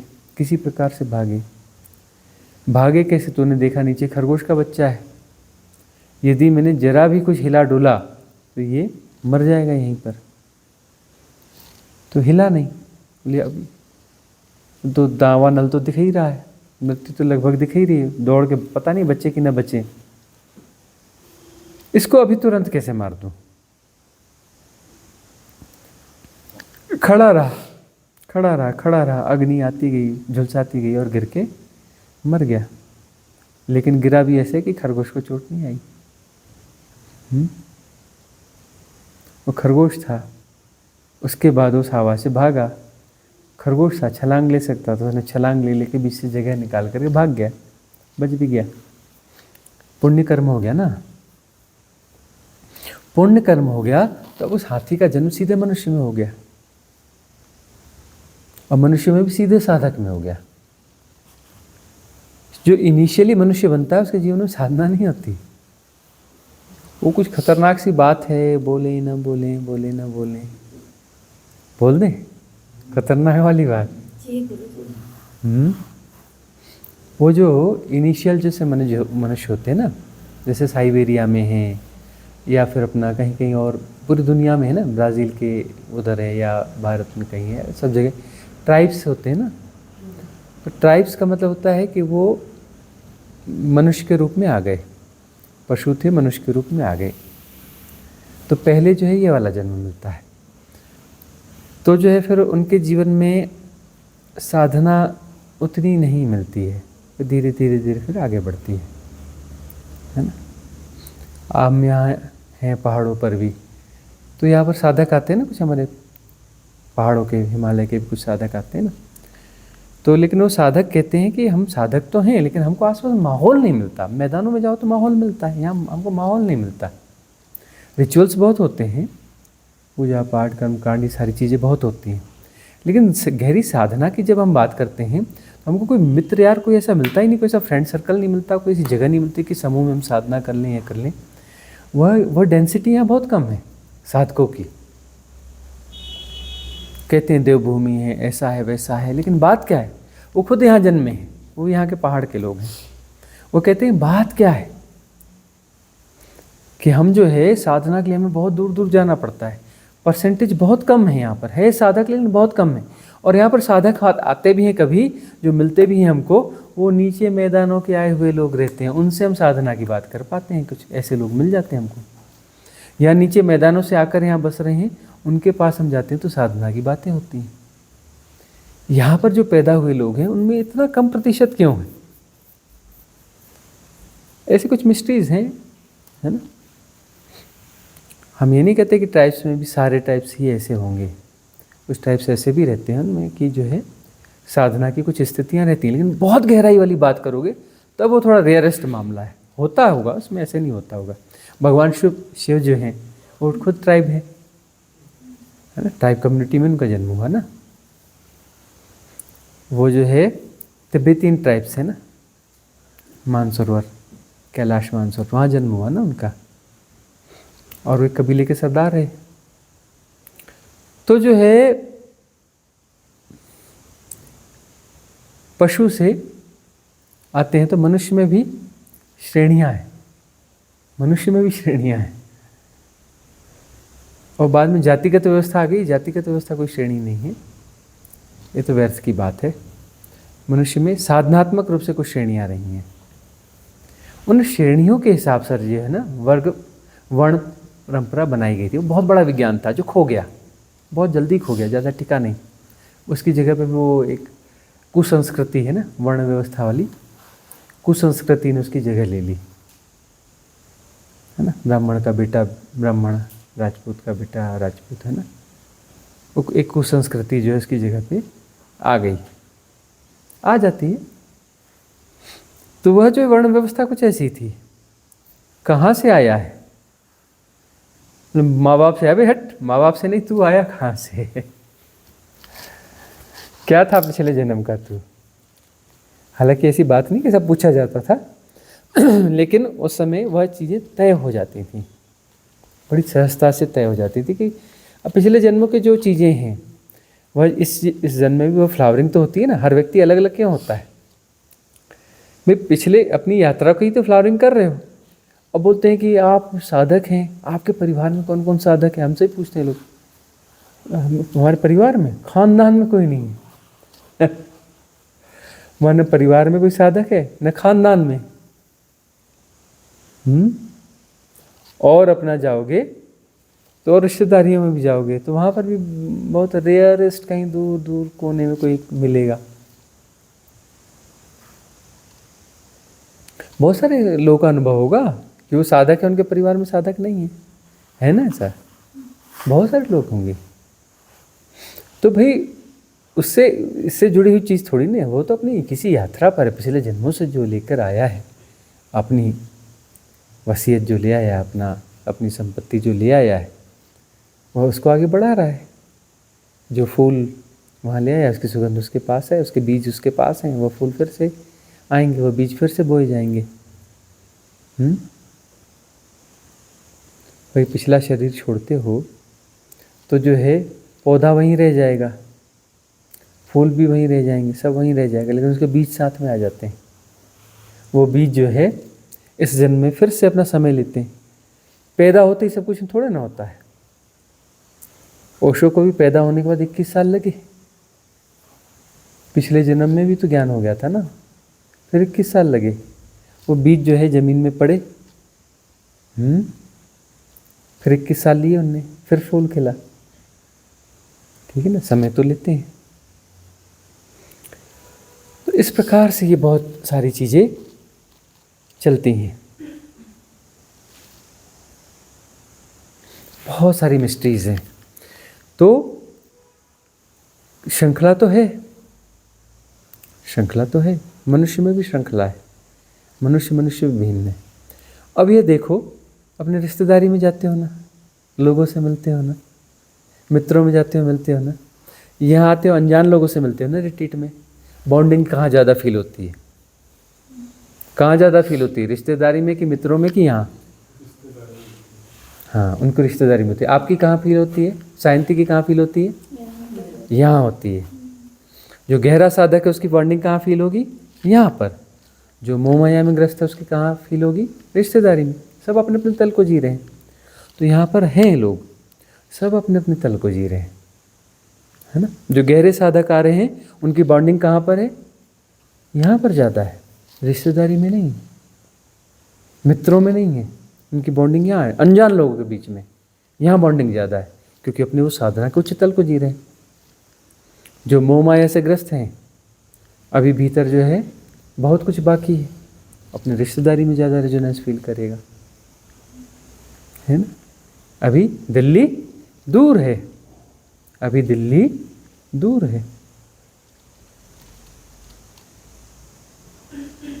गुरुजी, ऐसा भी होता है कि यहाँ पे कुछ लोगों के साथ कुछ अजीब सा कनेक्शन फील होता है, मतलब एज इफ के मैं उनको जानती हूँ, बहुत दिन से जानती हूँ, तो एग्जैक्टली पता नहीं कि कहाँ कैसे क्या, बट ऐसा लगता है कि बहुत दिन से जानती हूँ।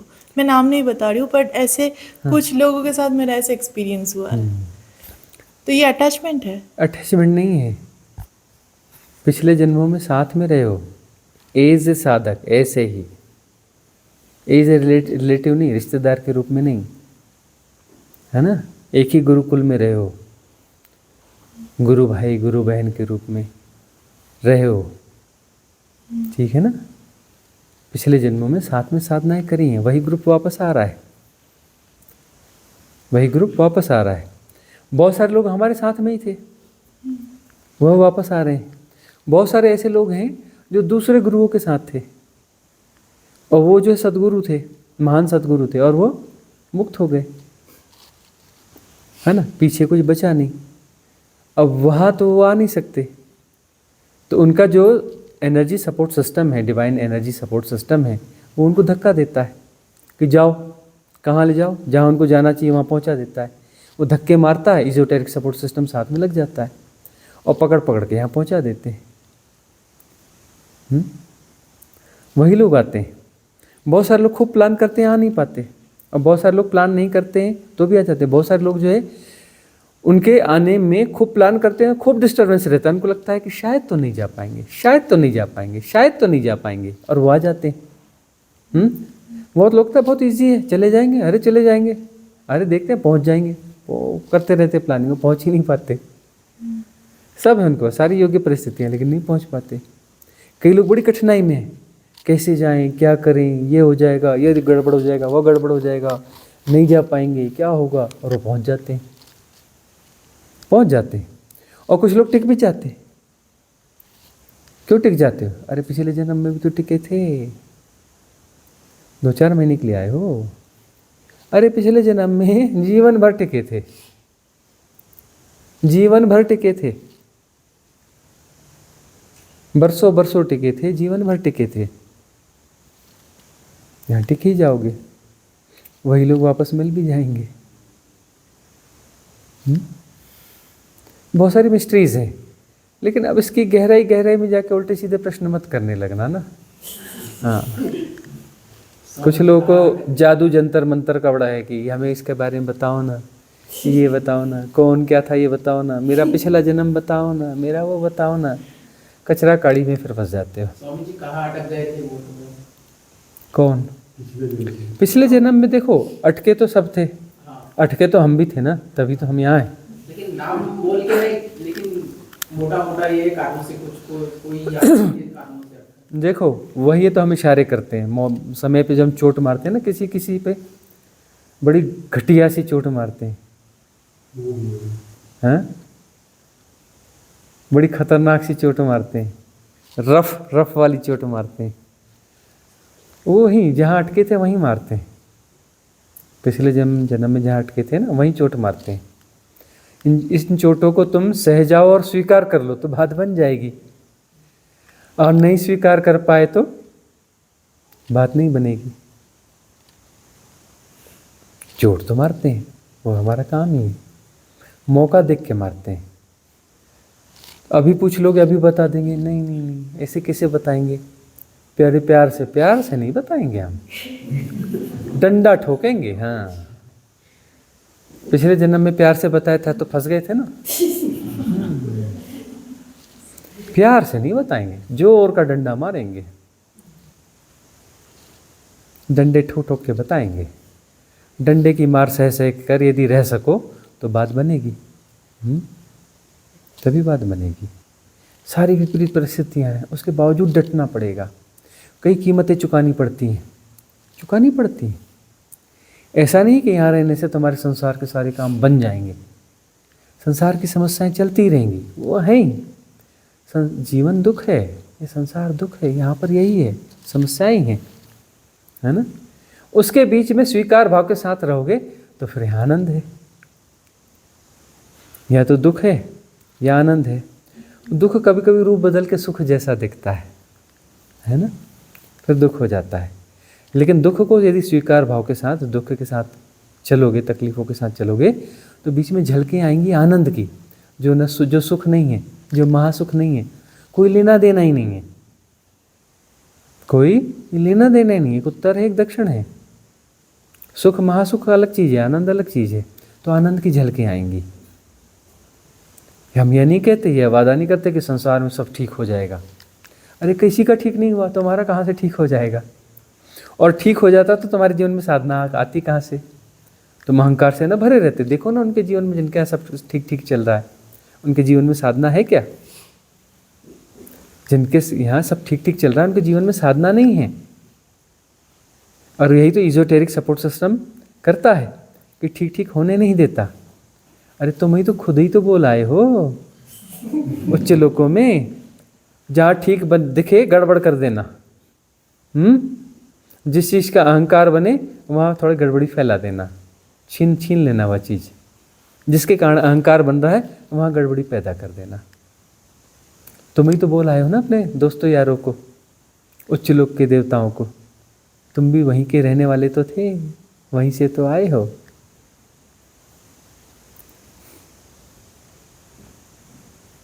माया को काटना है ना? सम्यक समझ से कटेगी माया। होश, सम्यक समझ का मतलब होश। बेहोशी दिखेगी तो डंडा मारेंगे, डंडा मारेंगे तो अपने आप होश आ जाता है। डंडा खाते ही होश आ जाता है, रीढ़ सीधी हो जाती है ना? साए साए होने लगता है और मन भी एक्टिव हो जाता है। अरे गुरुजी गड़बड़ कर रहे हैं, ऐसा है, चलो यहाँ से। गुरुजी ने डांट दिया, हैं? सबके सामने डांट दिया और गाली भी दे दी और ऐसा भी कर दिया, पिंच किया। एक बार करना चाहिए तो 4 बार डांटा हमको, 4 बार लोग बोला सबके सामने। हम गधे हैं क्या? हम बेवकूफ़ हैं क्या? हम नहीं समझते हैं क्या? उसी बात को 4 बार बोलते हैं। बुद्ध तो 3 बार बोलते थे हर चीज़ को। क्यों?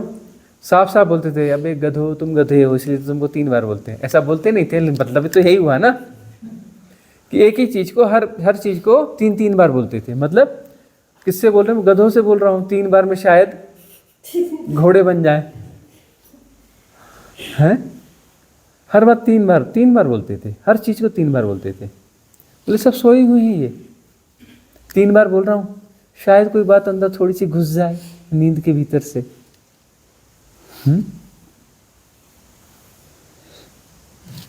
तो जब डंडा पड़ेगा वही बात और पिंच कर करके बोली जाएगी, 4 बार बोली जाएगी, सबके सामने बोली जाएगी, चुभेगी बात।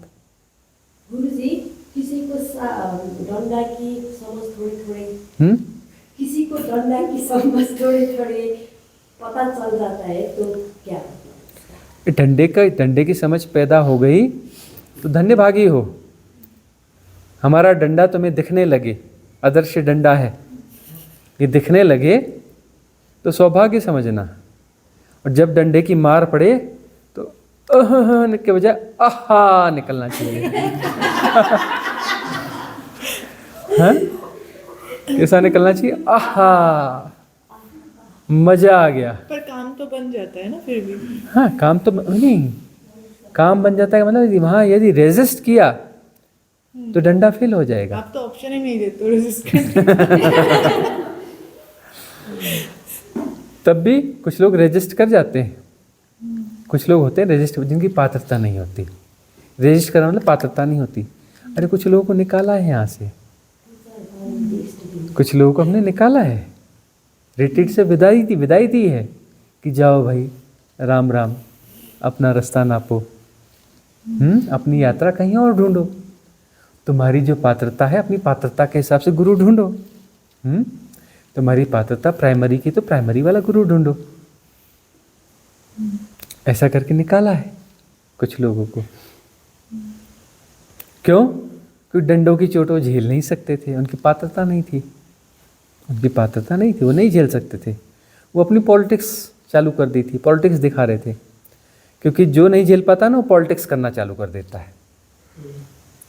जो भी डंडे की चोट नहीं झेल पाएगा वो क्या करेगा? पॉलिटिक्स करता है, पॉलिटिशियन हो जाता है तुरंत। एकदम घटिया पॉलिटिक्स हो जाता है, पॉलिटिक्स उसके जीवन में जाती है, घटिया पॉलिटिशियन हो जाता है, उल्टे सीधे काम करने लगता है ना? ईगो को चोट पहुंच गई ना, फिर गड़बड़ी हो जाती है। फिर वो लोगों को फ़ोन करके बोलता है, गुरुजी गड़बड़ हो गए हैं, है ना?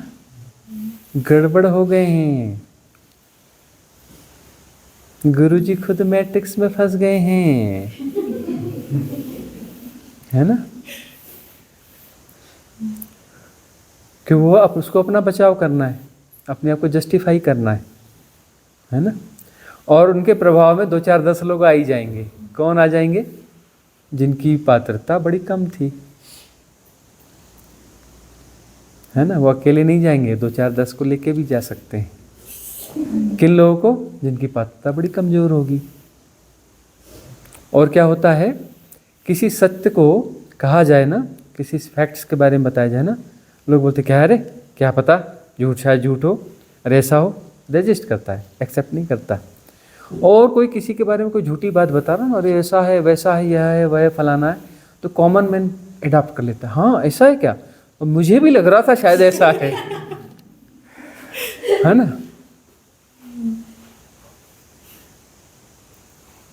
तो इस प्रकार से जो है झूठी बातें बड़ी जल्दी प्रभाव में लेती हैं। किनको? जिनकी पात्रता नहीं है, अपात्र लोग, जो बेहोशी में जी रहे हैं, जो इन्फ्लुएंस में जी रहे हैं। तो ये ऑर्डिनरी इन्फ्लुएंस उनको जो है बड़े आराम से इन्फ्लुएंस हो जाएंगे। किसी ने इन्फ्लुएंस किया ऐसा, तो बड़े आराम से इन्फ्लुएंस हो जाएंगे। क्यों हो जाएंगे? क्योंकि वो तो अभी उनकी पात्रता ही नहीं हो, तो इन्फ्लुएंस में जी रहे हैं। छोटे छोटे इन्फ्लुएंस उनको इन्फ्लुएंस कर, और हम तुम्हें क्या सिखा रहे हैं? इन्फ्लुएंस स्ट्रीम से अप्रभावित रहो, अकर्ता रहो, दृष्टा रहो, साक्षी रहो, सब हो रहा है और जाना जा रहा है। पानी में पैर डालना और पैर गीला नहीं होना चाहिए। नदी में पैर डाल देना और पैर गीला नहीं होना चाहिए। गुजरना तो पड़ेगा व्यवहारिक सत्यों के बीच से, नदी में पैर तो डालना पड़ेगा, लेकिन पैर गीला नहीं होना चाहिए। सिखा तो हम यही रहे। व्यवहारिक सत्यों को तो निभाना ही पड़ेगा, नौटंकियाँ तो करनी पड़ेगी, हम भी करते हैं। हम तो तुमसे बड़े नौटंकीबाज है, तुम हमारे सामने लगते कहाँ हो? हमारे जैसा नौटंकीबाज तुम्हें कहीं मिलेगा नहीं, है ना। तो नौटंकियाँ तो हमारी भी चलती हैं, बहुत चलती रहेंगी। व्यवहारिक सत्यों में अभिनय पूर्वक जीना पड़ेगा ना। गीता का सार यही है ना, कि जो है व्यवहारिक सत्य हैं तो वहाँ तो अभिनय पूर्वक जीना ही पड़ेगा, नौटंकियाँ करनी पड़ेंगी। ठीक है ना। तो ऐसे लोग भी बीच बीच में आते रहेंगे। क्यों आते हैं? क्योंकि उन्हें आना चाहिए। क्यों आते हैं? कि संसार ऐसे ही चलता है। क्यों आते हैं? क्योंकि उनका भी कुछ कर्म प्रारब्ध है, छोटा मोटा लेन देन है, निपटाना तो पड़ेगा, है ना। अरे किसी दुकानदार से लाख की उधारी है, किसी दुकानदार से 10 रुपये की उधारी है, तो 10 रुपये वाले को नहीं दोगे क्या? 10 रुपये वाले को भी तो देना पड़ेगा ना। उधार तो उधार है, चुकाना तो पड़ेगा। ठीक है ना, तो चुकाना पड़ता है। और बल्कि कोशिश होती है चिल्लर वालों को जल्दी निपटाओ निपटा के ख़त्म करो। अरे क्या 10-5 रुपये की उधारी रखते हो, है ना उसको जल्दी निपटा दो। मुझे आपको पता तो चल जाता होगा। ये बड़े फिजूल के प्रश्न आते हैं इसमें ना। नहीं मतलब आपसे बात होने से पहले ही आपको पता चलता होगा ना कि कौन आने वाला है, कौन नहीं आने वाला है। क्योंकि मेरा ये पर्सनल एक्सपीरियंस है कि आपको पता था कि कुछ देखो बहुत सारी चीज़ें जो है ना, रहने दो पर्दे में, जादू जंतर मंतर मत बनाओ है ना। कुछ चीज़ें हैं तुम्हारे तल पे तुमको लगता है कि जादू जंतर मंतर है, लेकिन वो किसी और तल पे देखो तो जादू जंतर मंतर नहीं है, वो तो सामान्य सी घटना है ना। सिर्फ हाँ या ना बता दीजिए अब तुम्हारे जीवन में इतने मिरेकुलस चीज़ें हो रही हैं, उसके बाद में तुम्हें हाँ और ना चाहिए, मतलब अभी भी संशय है। हाँ, तुम्हारे जीवन में इतना कुछ घट रहा है, उसके बाद में तुम्हें हाँ और ना चाहिए। अपने खुद से ही पूछ लो। ठीक है, सभा यहाँ समाप्त करते हैं।